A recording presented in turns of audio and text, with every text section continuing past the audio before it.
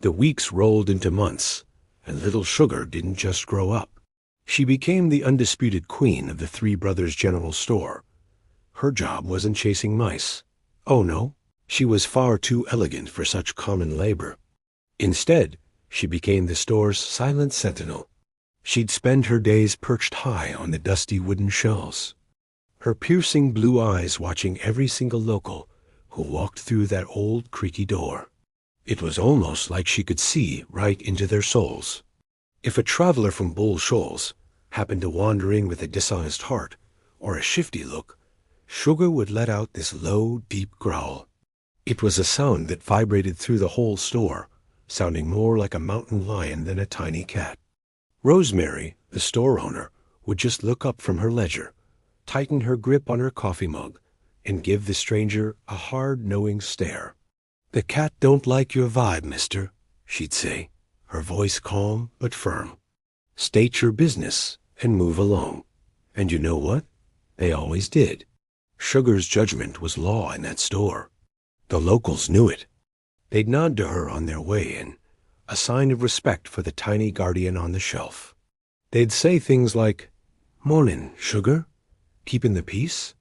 And she'd just blink her big blue eyes, a silent promise that she was on duty.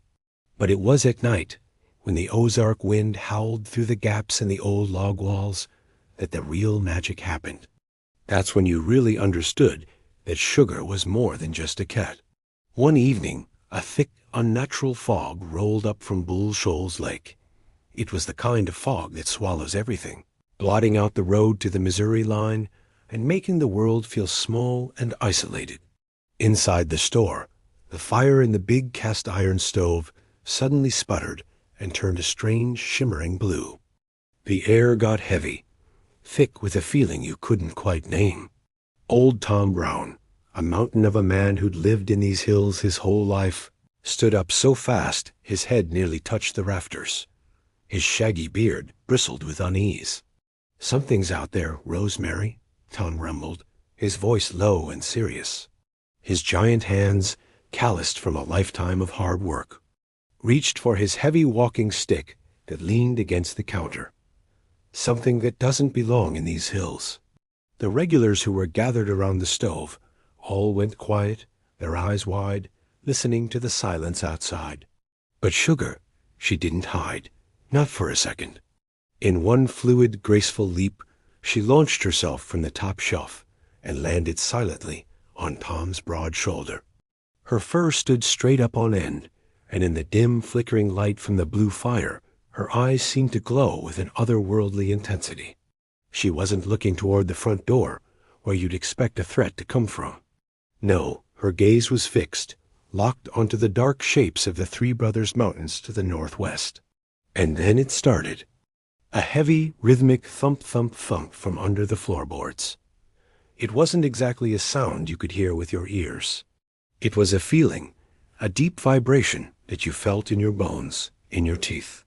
It felt like the very heartbeat of the mountain itself was waking from a long, deep slumber right beneath their feet.